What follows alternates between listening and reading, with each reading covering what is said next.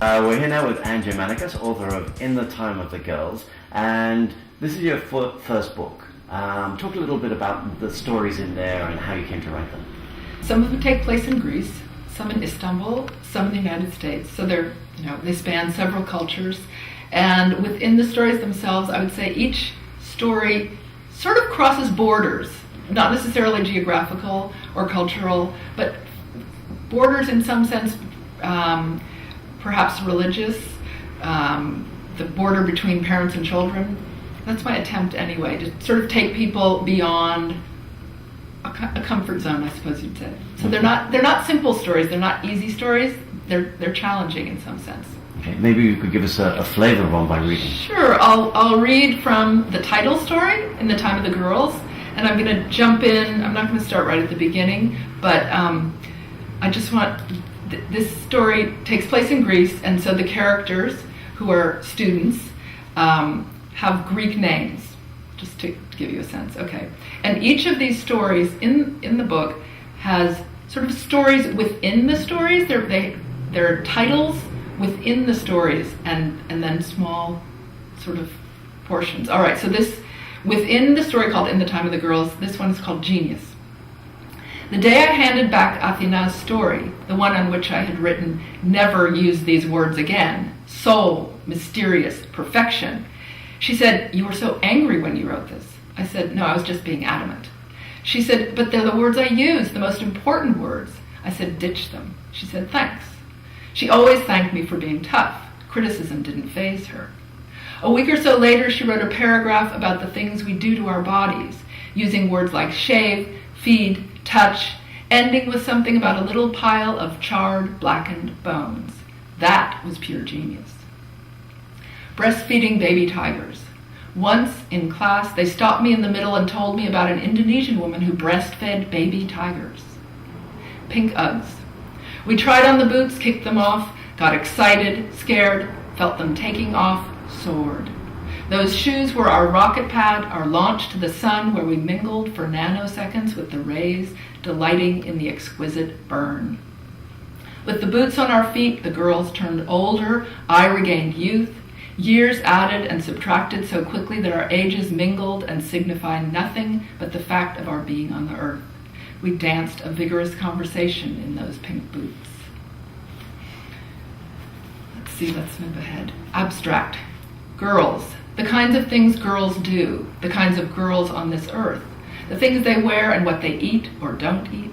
What they think sex will be and what it ends up being for girls, still not women.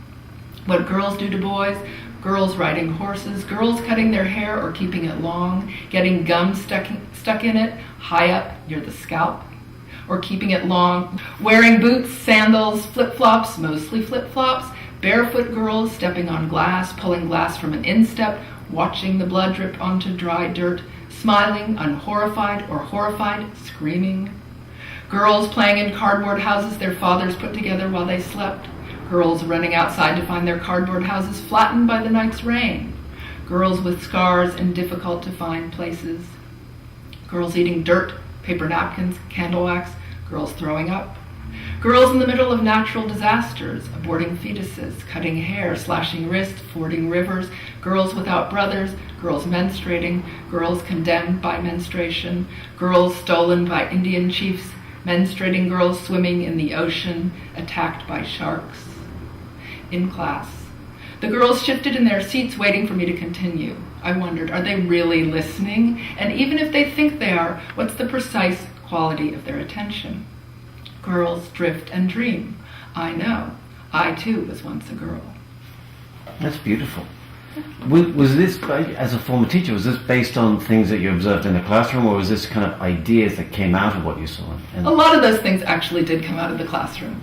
They were based on, I think the general ideas that I come up with, the thoughts on girls and women were my thoughts, but some of those things actually did happen. My students did once stop me in class and ask and tell me the story about the woman who breastfed baby tigers. Right. It's such an interesting style where it's kind of it's snapshots, scenes from individual moments that then build into bigger pictures. How did that style evolve? I think it evolved because I got bored with all the bits in between. I just wanted to get to the good part, and I found a way of doing it, and I think this is it, if it succeeds. Right. Living in two cultures, I mean, do you find that you're looking at things slightly different ways? In each place it may take a while to adjust, and so you're observing in a way that maybe if you live there all the time, I'm sure you're right about that. Absolutely. I'm always moving back and forth, and I'm sort of neither one nor the other, or both. I'm not quite sure what I am, but that allows me great freedom as a writer and as an observer, as you say. Right. So all of these stories have been published before. How did you decide which ones to bring together in this collection? Well, all the stories in this book, In the Time of the Girls, were published, as you say, before.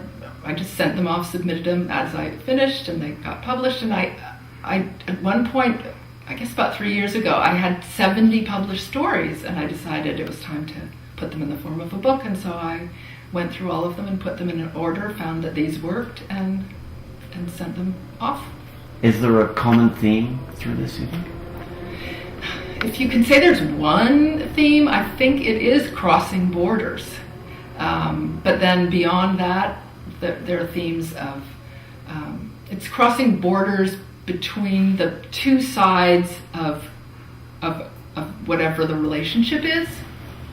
So crossing borders between parents and children, between friends in a friendship, and then even religion. There's a story in here where the daughter of a priest attempts to understand what it is in her father's mind that allows him to be religious and to be a priest.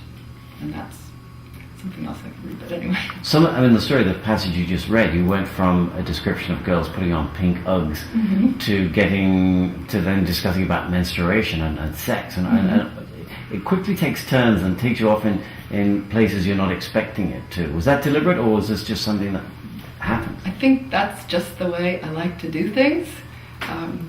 And so it found that's how it found its way into the stories. If I'm not interested and excited by what I'm writing, I imagine that the reader won't be. So I guess I'm my first audience. Right.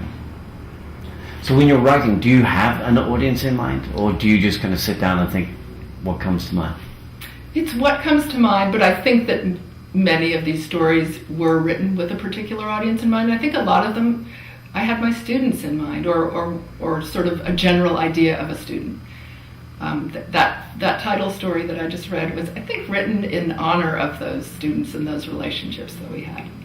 And it's an interesting thing where you're helping kind of influence the students, but at the same time they've kind of had this kind of this influence on you and your writing. Absolutely,